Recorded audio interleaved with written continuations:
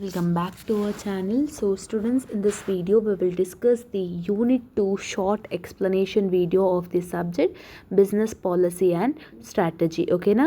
So long video lo already నేను explain చేసి ఉన్నాను. సో లాంగ్ వీడియో పర్టికులర్గా మీరు పర్ఫెక్ట్గా నేర్చుకుంటే షార్ట్ ఆటోమేటిక్గా కవర్ అయిపోతాయి.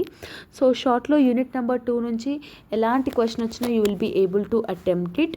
సో ఇందులో ఫస్ట్ ఇంపార్టెంట్ క్వశ్చన్ ఏంటి అని అంటే environmental scanning. So environmental scanning అంటే ఏంటి? ఒక ఆర్గనైజేషన్లో మానిటరింగ్ కానీ అనాలిసిస్ కానీ, అంటే ఆర్గనైజేషన్ ఎలా ఉంటుంది, ఏ టైంలో ఏం పని చేస్తుంది, ఎంత సేల్స్ చేస్తుంది, ఎంత గ్రోత్ ఉంటుంది, ఎంత ప్రాఫిట్ వస్తుంది, ఇవన్నీ మానిటర్ చేస్తుంది, కంపెనీని అనలైజ్ చేస్తుంది. సో ఎందుకు చేస్తుంది? వాళ్ళకి ఏమేమి ఆపర్చునిటీస్ ఉన్నాయో తెలుస్తుంది, వాళ్ళకి ఏమేమి థ్రెట్స్ ఉన్నాయో తెలుస్తుంది. సో దాట్ ఇవన్నీ ఉన్నప్పుడు ఏమవుతుందంటే మేనేజర్ కరెక్ట్గా డెసిషన్ తీసుకోనికే ఈ పర్టికులర్ ఎన్విరాన్మెంటల్ స్కానింగ్ అనేది యూస్ఫుల్ అవుతుంది.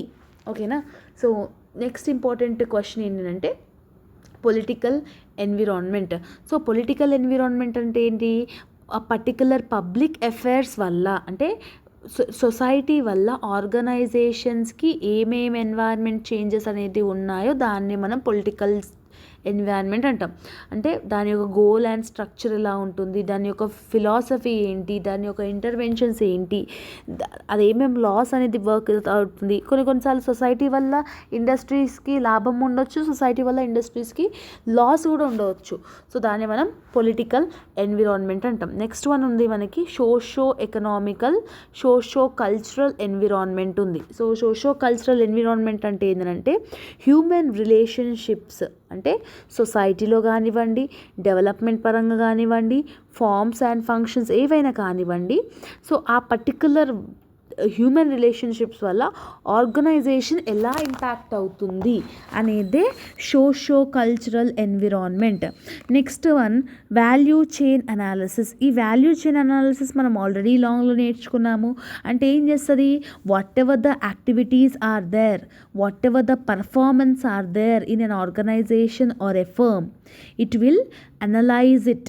అంటే మనకి ఎంత ప్రొడక్షన్ ఉంది, ఎంత సేల్స్ చేస్తున్నాం, ఎంత ప్రాఫిట్ వస్తుంది, ఎంత నష్టం వస్తుంది, ఏ టైంలో ఎంత లైక్ డిమాండ్ అండ్ సప్లై ఎలా ఉంది, everything it will be analyzing. మనకు కాంపిటీషన్ ఎవరు, మన స్ట్రెంగ్త్స్ ఏంది, మన వీక్నెసెస్ ఏంది, everything we will discuss in that value chain analysis. Next one you are having industry analysis. Industry analysis కూడా సేమ్ టు మనం లాంగ్లో నేర్చుకున్నాము.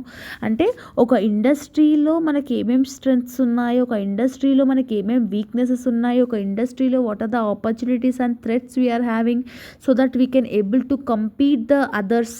ఎస్, సో ఇట్లా different types of industry analysis అనేది మీరు నేర్చుకోవడం జరుగుతుంది. నెక్స్ట్ ఇంపార్టెంట్ 2 మార్క్స్ క్వశ్చన్ ఏంటంటే కోర్ కాంపిటెన్సీస్. ద క్యాపబిలిటీస్, అంటే ఈ కోర్ కాంపిటెన్సీస్ అంటే ఏంటంటే వాట్ ఎవర్ ద పర్సనాలిటీ ఏదైతే కంపెనీకి ఏదైతే ఉందో ఆ కాంపిటీటర్స్కి మధ్యలో కానివ్వండి, లైక్ మన బిజినెస్లో గ్రోత్ ఉంటే డెఫినెట్గా మనం వేరే కంపెనీకి లైక్ కాంపిటీషన్ ఇస్తాం కదా, that is called core competencies. Okay, and the last one you are having the capability building. Capability building అంటే ఏంటంటే నాలెడ్జ్ కానీ స్కిల్ కానీ ఒక పర్టికులర్ ప్రాబ్లమ్ని మనం సాల్వ్ అవుట్ చేయాలన్నా కూడా ఈ particular skills and knowledge we need to have it, we need to build it in our things.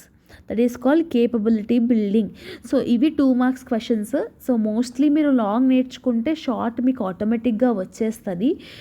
So long video చూసిన వాళ్ళకి ఇప్పుడు నేను ఏదైతే ఈ వీడియోలో పైన చెప్పినో ఇవి ఈజీగా అర్థమైపోతుంది. సో 2 మార్క్స్ కాబట్టి ఒక 6 to 7 lines, 5 to 6 lines రాస్తే it will be more than enough.